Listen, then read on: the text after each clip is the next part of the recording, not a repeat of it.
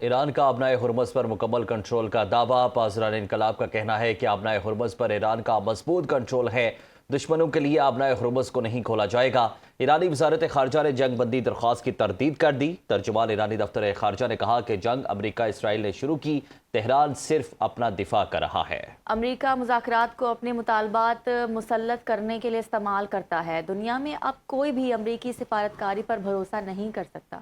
ترجمان ایرانی وزارت خارجہ نے بھی امریکہ کے ساتھ براہ راست مذاکرات کی تردید کر دی۔ کہا کہ امریکہ کے ساتھ براہ راست مذاکرات نہیں ہو رہے، پاکستان سمیت دیگر ثالثوں کے ذریعے پیغامات موصول ہوئے ہیں۔ ایران کا جنگ کے مستقل خاتمے کے لیے ضمانت کا مطالبہ۔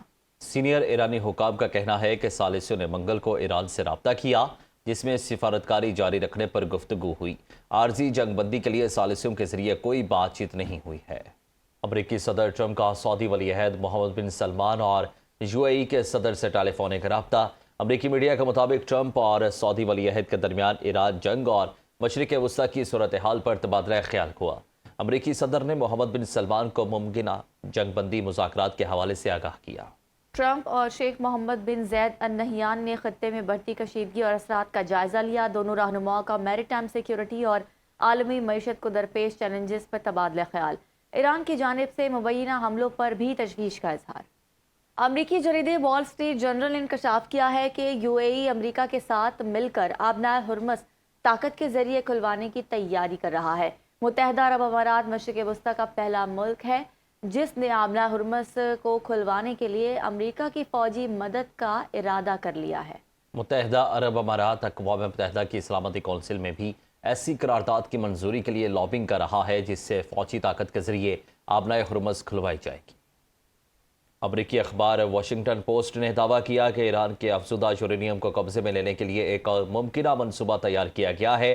رپورٹ کے مطابق امریکی فوج نے یہ منصوبہ صدر ٹرمپ کو پیش کیا، جس میں زمینی افواج کو ایران کے اندر داخل کر کے یورینیم نکالنے کی تجویز شامل ہے۔ رپورٹ کے مطابق اس منصوبے پر عمل درآمد کے لیے بھاری مشینری، کھدائی کے آلات اور طیاروں کی آمد و رفت کے لیے رن وے کی تعمیر جیسے بڑے اقدامات درکار ہوں گے۔ رپورٹ میں کہا گیا ہے کہ اس آپریشن کو عملی جامہ پہنانا انتہائی مشکل اور خطرناک ہوگا، جبکہ افزودہ یورینیم کی محفوظ منتقلی سب سے بڑا چیلنج قرار دی گئی ہے۔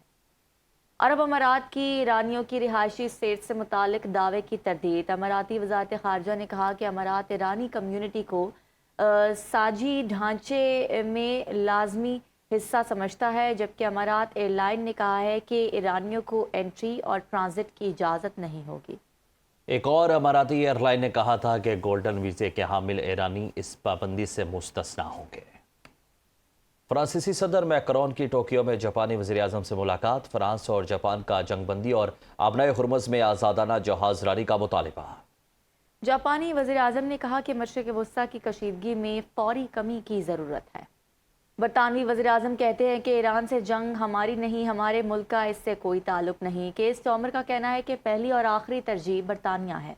آنے والی نسلوں کو محفوظ ملک دینا چاہتے ہیں، برطانیہ کو اس جنگ میں گھسیٹنے نہیں دیں گے، چاہے کسی بھی دباؤ درخواست کا سامنا ہو، جنگ کا حصہ نہیں بنیں گے۔ امریکی صدر کا ایران کے خلاف جنگ جاری رکھنے کا اعلان۔ قوم سے خطاب میں کہا کہ ایران کے خلاف جنگ آئندہ 2 سے 3 ہفتوں تک جاری رہے گی۔ مطالبات نہ ماننے کی صورت میں ایران میں ہر چیز کو نشانہ بنائیں گے۔ ایران میں اپنے اہداف کے بہت قریب ہیں۔ ایران کی ایٹم بم بنانے کی صلاحیت ختم کر دی۔ ایران کی لیڈرشپ فضائیہ، نیوی اور ہتھیاروں کو تباہ کیا۔ ایران کو کسی صورت ایٹمی ہتھیار رکھنے کی اجازت نہیں دیں گے۔ ایران کے خلاف جنگ سے انکار کرنے والے ممالک امریکہ سے تیل خرید لیں۔ ایسا نہیں کر سکتے تو وہ ممالک ہمت کریں اور آبنائے ہرمز سے جا کر تیل خرید لیں۔ وینزویلا کے بعد مشرق وسطی کے تیل کی اب ضرورت نہیں رہی۔ ٹرمپ کا ایرانی حکومت پر 45,000 مظاہرین کو قتل کرنے کا الزام۔ ایرانی صدر مسعود پزشکیان نے امریکی عوام کے نام ایک اوپن لیٹر جاری کر دیا ہے۔ ایران کو اجارہ ملک قرار دینے کے بیانیے کو مسترد کر دیا۔ صدر مسعود پزشکیان نے اپنے خط میں کہا ہے کہ ایران دنیا کی قدیم ترین تہذیبوں میں سے ایک ہے اور اس نے اپنی جدید تاریخ میں کبھی جنگ کا آغاز نہیں کیا بلکہ ہمیشہ دفاع کیا ہے۔ ایران کو خطرہ قرار دینا حقیقت کے منافی ہے اور یہ طاقتور ممالک کے سیاسی اور معاشی مفادات کا حصہ ہے۔ ایرانی صدر نے امریکہ پر عدم اعتماد کی وجوہات بیان کرتے ہوئے 1953 ایرانی بغاوت کا حوالہ دیا، جسے انہوں نے غیر قانونی امریکی مداخلت قرار دیا۔ ان کے مطابق ایران پر پابندیاں صدام حسین کی حمایت اور حالیہ فوجی کارروائیاں اس بد اعتمادی کو مزید بڑھاتی رہی ہیں۔ انہوں نے جاری جنگ کے تناظر میں الزام لگایا کہ امریکہ اسرائیل کے مفادات کے لیے اس جنگ میں شامل ہوا ہے، جس سے دونوں ممالک کے عوام کو نقصان ہو رہا ہے۔ ایران کا آبنائے ہرمز پر مکمل کنٹرول کا دعویٰ۔ پاسداران انقلاب کا کہنا ہے کہ آبنائے ہرمز پر ایران کا مضبوط کنٹرول ہے، دشمنوں کے لیے آبنائے ہرمز کو نہیں کھولا جائے گا۔ ایرانی وزارت خارجہ نے جنگ بندی درخواست کی تردید کر دی۔ ترجمان ایرانی دفتر خارجہ نے کہا کہ جنگ امریکہ اسرائیل نے شروع کی، تہران صرف اپنا دفاع کر رہا ہے۔ امریکہ مذاکرات کو اپنے مطالبات مسلط کرنے کے لیے استعمال کرتا ہے۔ دنیا میں اب کوئی بھی امریکی سفارتکاری پر بھروسہ نہیں کر سکتا۔